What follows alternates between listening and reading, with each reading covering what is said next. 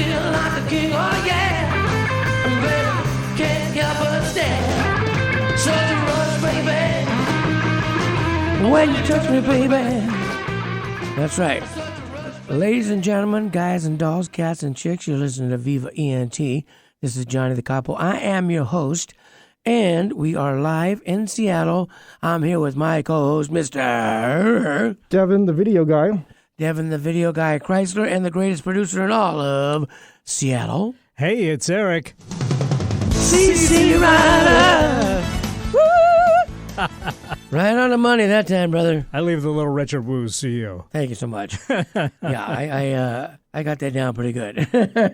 You do. Yes. Another fun show today. Yes. As a matter of fact, I really like this new formula that we've been doing since Devin came aboard, and we started, taking each year and focusing on the hits of that particular year.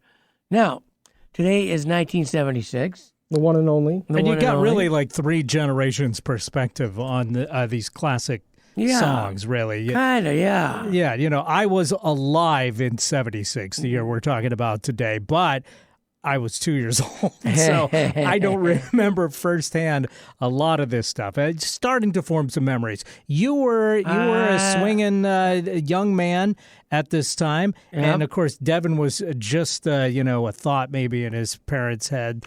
I wasn't born for 19 more years later. Yeah, so maybe not even a thought yet. But in 1975, he knows all this music too because it continues to live on in the consciousness of America. Right, and a good thing too is that it's nice that a young cat like Devin takes interest in the music from the past, and he spends a lot of time each week putting the information together for the show, which I appreciate. I don't have to do that much because I lived it. That's right. I was 25 in 1976, and I was working and dealing craps at the Thunderbird Hotel in Las Vegas, and at the same time I was dealing craps as a 2-year-old too, but in a different way, if you will. and at the same time things were starting to happen with my band in Vegas too. So 76 was a good year. And 76 was the bicentennial year. So yeah. Speaking of the American consciousness, that I think was very top of mind for a lot of people. Mm-hmm. So it'll be interesting to see if that's reflected in the charts at all with the songs that were popular. Not so much. Now that I've kind of streamed through the chart for the top 100 of 76, but in the years following, it became true that way. And there's a lot of big events in 1976. Yeah. Tell me like what happened. Like Peter Frampton releases his live album of Frampton Comes Alive. That album we've talked a lot about on this show. That album was groundbreaking. It made him a superstar. Frampton really came alive on that one for sure. I was honored last year at the Paramount to be job steward on the last farewell tour for Peter Frampton. Isn't that something? That's pretty cool, in man. show and out. It was amazing. You met Frampton too, huh? Well, I was you were in the back line, I was there, You were in the back line working. Yeah. Right. A lot of people don't know that they have certain classifications when you're working on stage and backstage and all that stuff. So anyway, here we are in 1976, but I do want to make and say something to all the people that listen to our show and that are on our group, Viva ENT Talk Radio Rock, Pop, and Soul, that we are now up to, 767 members, I think. And growing. Yeah, let me take a quick look just here to double check for sure, because we grow by the minute, man. It's amazing. We are 767 members. Yep, and I just posted last week's show last night. Right, yeah, you posted last week's show with the nice video montage since you weren't here last week, and nobody's, at least I'm not sharp enough to put up the camera. But anyway, yeah, that was a good photo montage that you did with that. So if you haven't had a chance to listen to last week's show, it's up on our group. Mm-hmm. We post every week's show on the group. Listen to the show. There's a lot of if you like reminiscing about the songs from the past, and it's true that you think of a song, and you think back what you were doing at that time. And I do, of course, and everybody does, really. Yeah, I guess you might not be human if you didn't, or unless you just don't listen to music. But it definitely does that, especially for me. Not you guys, because you had no memory, and he was just barely developing a memory. Barely cognizant at that time, for sure. But you don't have to have been alive at this time to have heard these songs over the years. Right. So maybe you associate him with different memories rather than what was happening in 1976. Thanks to oldie radio, because which you were a part of. Yeah, and these were hit like recurrent songs for several years. Oh yeah, after 76. Not only 7 years, but generations. I would imagine. Yeah, and used in movie and TV. Yeah, that's the cool thing about the hits from video these games. years. You're absolutely right. Video games come out about 76. Yeah, there was some video games, some early games then. Okay. In 1976, there were some alternate realities that happened. Like, go ahead, tell concert us. promoter Bill Sargent makes an offer of $30 million to the Beatles if they reunite for a concert. Imagine if that happened. What are your thoughts on that, CC Ryder? That would have been interesting but they had plenty of money, so that wasn't enough really to get their attention. I don't think at that time, right? I don't think. I think the amount of money was attractive for sure, but they had grown so far apart even though Lennon and McCartney loved each other when they first started out, it didn't end up that way, towards those years. They had each their solo careers. George Harrison doing good. Especially McCartney. He was hot. He was hot as can be. Speaking of which, the number one song Well, could I just say on the Beatles thing, this was the offer to reunite the Beatles was satirized on Saturday Night Live very famously as well, when Lorne Michaels offered the Beatles $3,000 to reunite. And they almost did it, but they were too tired. Yeah. Well, I think when George Harrison showed up to collect the check, but the rest of the guys did not. But it was pretty funny. So go ahead, Devin. Sorry. I was going to say the number one song of 1976 is Silly Love Songs by Wings. Right. Yeah. Paul McCartney's post-Beatles band. And, with that kind of success, he, of course, probably thought, I don't need the Beatles, I don't need those guys. I'm doing pretty well by myself.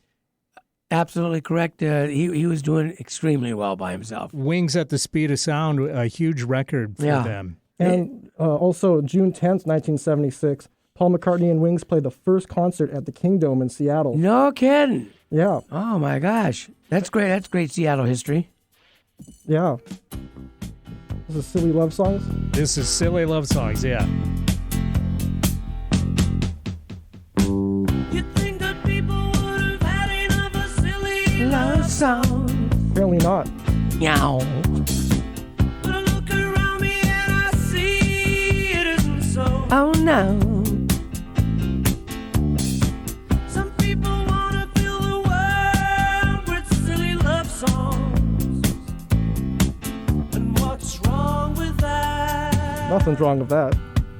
I'd like to know. What I like about this song is that there's so many hooks in it. Yeah, he was a master of hooks. And there's tons of different hooks, and that bass line is fantastic. Paul McCartney really has shown off his bass skills, of course, and he took a lot of criticism for the lyrics being a little bit fluffy, a little bit pop. But I mean, when you look at the Beatles, it's not like all of their material was terribly deep. A lot of it was pretty fluffy and pretty poppy.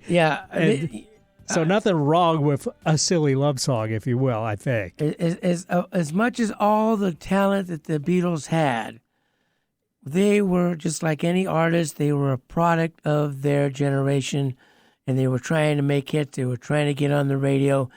And they sought the best avenue that they could, which everybody had to do. And as the Beatles grew into their career, and we're not even supposed to be talking about the Beatles, but 76, but kind of as they grew into their career, they evolved. Where most bands don't really evolve and don't sometimes don't even get a chance to evolve. A lot of bands find a formula. That's it. And milk it for all it's worth. Yes, sir. You know? Yeah. And there's pressure from fans and industry to do that. So when a band is able to, shake off those shackles, if you will, and really do what they want and explore musically, it's a pretty cool thing. I think just to recap that statement, I think that in fact, and I'm not really sure on this, but probably the Beatles were probably the first band to be able to dictate that and get away with it. Well, I think there was they were probably the most successful band to do it. There was lots of other bands that did whatever the heck they wanted, but they didn't necessarily score top 10 hits. Well, what my point was, though, at that time and in those years, a lot of artists didn't stand up to their producers, and they kept going with the formula. That was my point. What else happened in '76, Handsome? Well, I was going to mention about George Martin being a really influential part of. George Martin, of course, he was and a lot of other artists too. He was the guy. He was the producer. He was the guy behind the scenes trying to keep the Beatles okay. Yeah. Well, on February 24th, 1976, the Eagles released their greatest hits from 1971 to 1975. Their compilation becomes the first album certified platinum by the RIAA, and that's at least 1 million copies for the albums and 2 million copies for singles. It's funny. Eagles' Greatest Hits, Volume 1? Yeah. Yeah, funny to think of a band releasing a greatest hits so early in their career, but they had enough hits to fill an album, so I guess it makes sense in that respect. Yeah, and like, I'm sure you can look this up, but Eagles' Greatest Hits, Volume 1, at one time was the highest selling LP of all time. Yep. At one time. I don't know about now, but at one time it was. Mm-hmm. And what else happened in '76 there? Well, on May 1st, Alan Parsons Project released their debut studio album, Tales of Mystery and Imagination. I was never a big fan, but I liked their music. This was the beginnings, really, of prog rock. Prog rock. I would say prog rock probably existed before '76, but it was really hitting its stride. Prog rock. Yeah, prog rock, progressive rock, and, filling massive stadiums and stuff really started to happen around '76. I agree with that. They had a sound that was kind of like not really what was happening on the radio. It was fresh. It sounded great, and but it was a little bit different.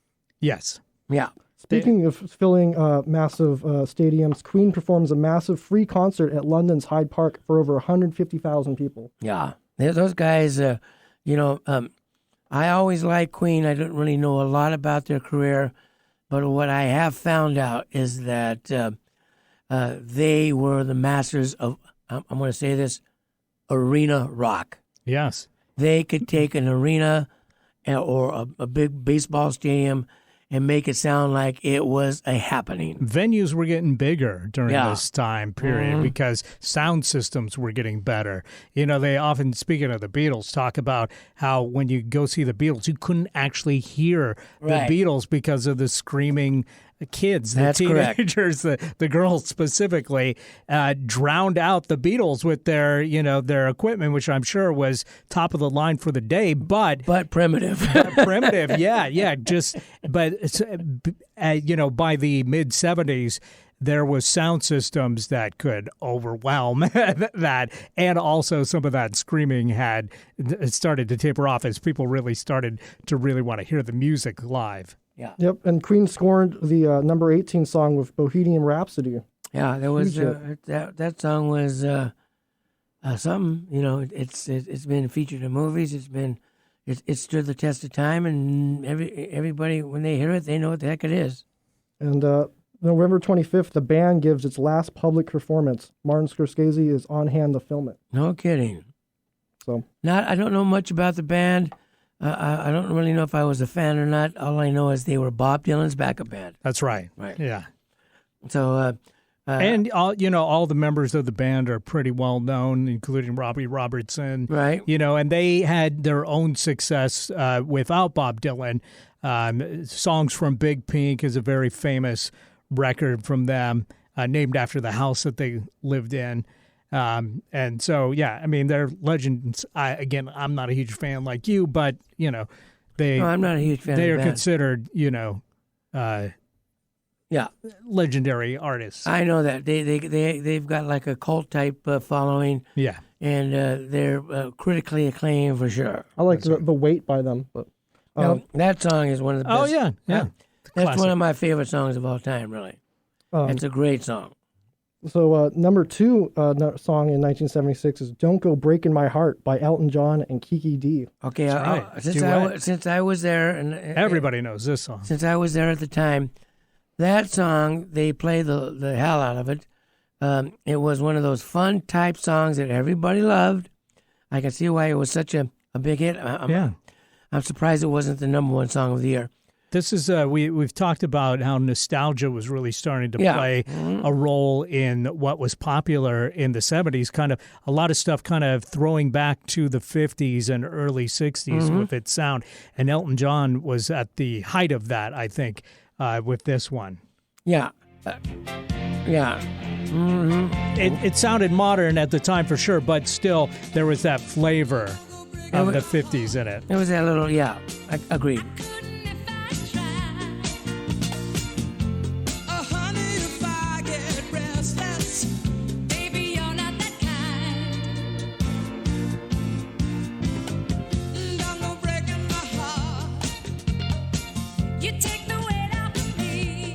What's interesting is that, Kiki D really, co-owns this song with Elton. I mean, There's no question. She delivers a fantastic vocal performance, but this is really kind of the first and last that we ever heard of Kiki D, which is kind of surprising. You would think with such a massive hit that would have launched her onto a solo career after this as well. But I can't think of another Kiki D song. I can't either, and you're absolutely right. And it's too bad that she didn't, or her management have, they didn't, take that gift right there and go a mile with it or 20 miles with it. And she did score some minor hits, afterwards, but really nothing. Yeah, nothing as big.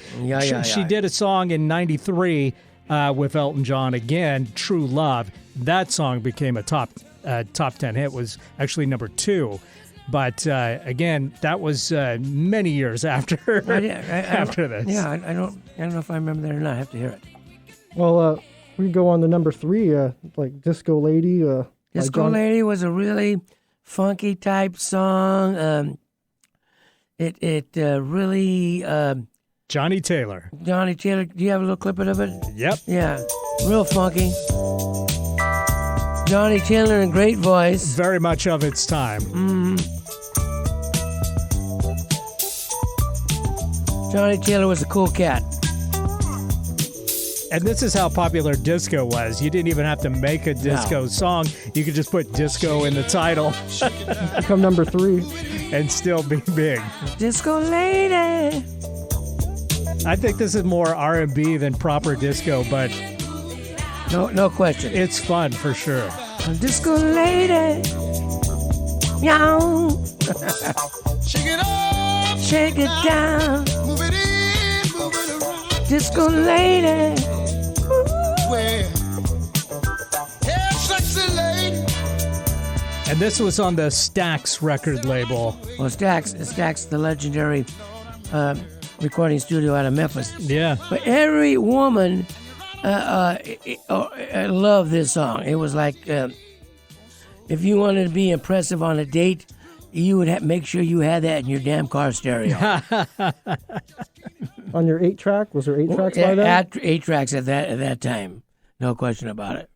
And then number 4, December 1963, "Oh What a Night," The Four Seasons. Okay, I'll check. Yeah. Go ahead, Eric. Of course, a huge song. And, unfortunately, one of the Four Seasons just passed away, Tommy DeVito. I met Tommy wow. DeVito in Vegas. I'll tell you the story. He was the guitarist, one of the vocalists, and one of the founding members of the Four Seasons, along with Frankie Valli. And it's a shame because he passed away from COVID. Oh, but, my God. Yeah. You're kidding me. Just recently, huh? Yeah, just this Holy week. mackerel. Yeah. Well, I didn't know that. And I had the pleasure to meet him in Las Vegas. And I spent several hours with him on a couple of occasions. And he was a really cool cat. At that time, he was doing a lot of work in Japan. He was touring with bands and doing recording in Japan. It was pretty successful way towards the end of his career. And one of my first questions to Tommy, and he was just like you and me, Devin and Eric, just a regular kind of guy. He played in one of the most famous bands in history, but he was pretty much a regular cat. And my first question to Tommy was, I really love Let's Hang On, which is, Four Seasons, and of course the Spinners had a big hit with it. I asked him, how did you get, and I don't know if I ever believed him, but since I'm a player, but it was interesting. I said, how did you get that distorted sound on the lead guitar in Let's Hang On? And if Eric, if you could bring that up, Let's Hang On by the Four Seasons, we can further the story. How did you get that nice fatty distortion on Let's Hang On in the beginning of the song? Because no bands were playing distorted guitar at the time. Distortion on lead guitar. Yeah, here we go. Here it comes. Here it goes. We're good timing, man. Now check this out. True love takes a lot of Time. Yeah, here we go. Here's the tag. I'm crying.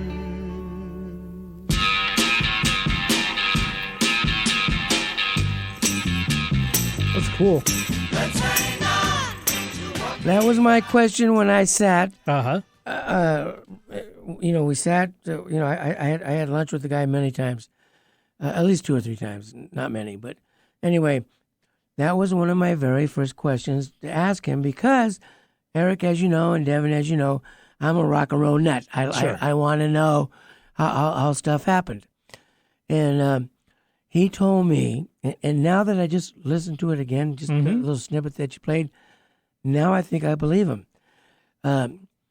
He said, because the distortion pedals weren't really out at that time yet. They were just starting, maybe. Nobody was using them. Right. Maybe the Yardbirds. But Yardbirds Well, bands like the Sonics and stuff definitely were. Well, that was but 15 years later. No. Sonics were like before. 63, 64, you're kidding me. 65. Yeah, they definitely helped pioneer that distorted sound. I had no idea. But you're right in the big charts. Right. There wasn't that many bands using that kind of overdrive or distortion. Correct. So he told me, and this is exactly what he told me. He says, "Well, you know what happened is a speaker got blown." And I started playing the riff on it, and we just went with it. And now that I listen to it again, I'm thinking maybe it's true. Yeah, it's interesting. It's a detail I never noticed in that song before, but it's very much reminiscent of, say, the Kinks. Yeah. You know? But Da, da, da, da, da. Yeah. Mhm. And you don't really think about it because the Four Seasons are really known for their vocal harmonies. Right. But yeah, that's a pretty cool thing. That's my buddy Tommy there. And then they had so many hits in the 60s and in 1975 and 76, of course, December 1963 was their last really big hit. And this song, I think a really good song. This was written by their keyboard player and his wife. Okay. And his wife wrote the lyrics to it. What a night. And then, interestingly enough, their drummer sang the lead vocal on it, as opposed to Frankie Valli, who normally handled the lead vocal. Well, they actually, when this song came out, Jerry Polsey, by the way. right, Frankie wasn't with them anymore. No, I believe he was. Okay, you might be right, and I'm sure you are. But like, okay, Because well, matter of Frankie's fact, I doing hear his voice in the background. Frankie's doing the bridge.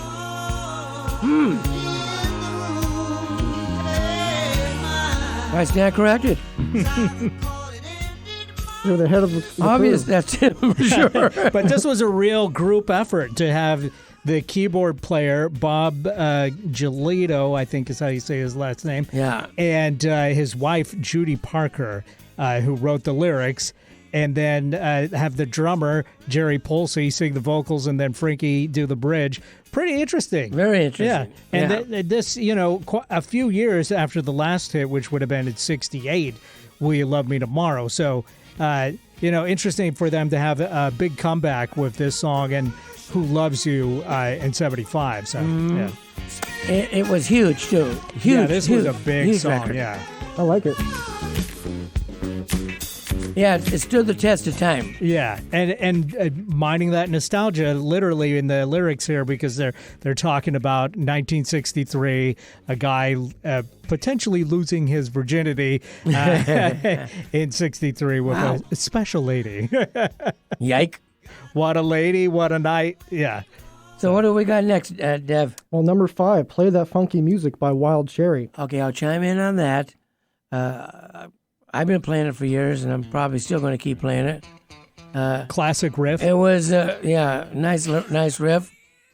Go ahead, fire up.